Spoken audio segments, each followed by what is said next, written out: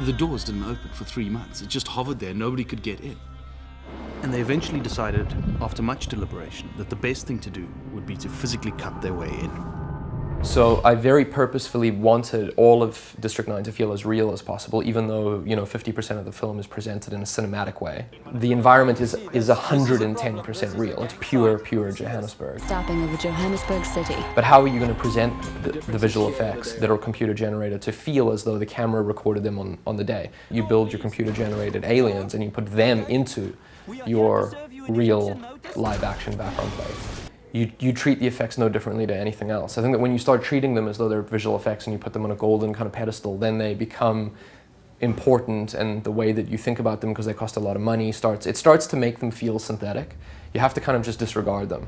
You have to treat them like every other sort of thing, and then they begin to feel quite real. Some kind of distress. The course of human history has changed today. It's like I want it to look as grotty and kind of real as possible. A little bit of how we went about doing it, a combination of the camera work and the lighting conditions, and even to a certain extent, sometimes the exposure on the cameras makes it feel a little bit more real, because you're not putting the visual effects up on a pedestal.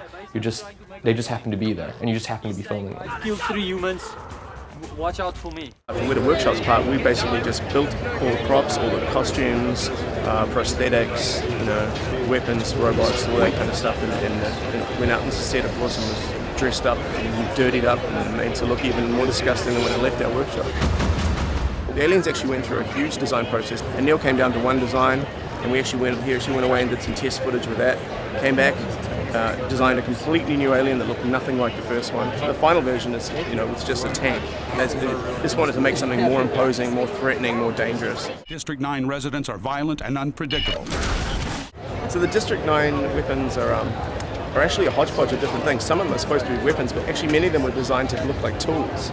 And that's a facet of the film that kind of changed as we went through. Some of the concepts that we started with that inform the designs actually changed throughout the film. Some of them were actually mining tools and weapons, and some designs that were supposed to be implements and not, but we knew they were ultimately going to be used as a weapon anyway.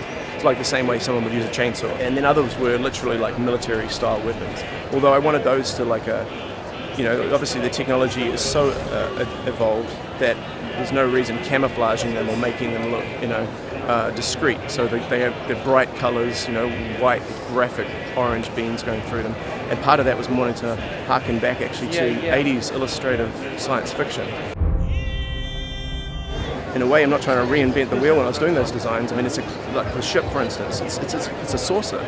You could have made the thing any different shape. In fact, a bunch of the designers did come up with really abstract shapes, that weren't saucer-like at all. But ultimately, Neill wanted a saucer because it's just iconic, right? It just, you know instantly what it is. It represents something, and it has an immediate connection in your head. The whole verite sort of veneer that the film has creates this illusion of, when you put science fiction into that, it creates this illusion of kind of a strange reality, because we've seen glossy Hollywood films with science fiction, and then we've seen handheld documentaries about, X, Y, or Z topic.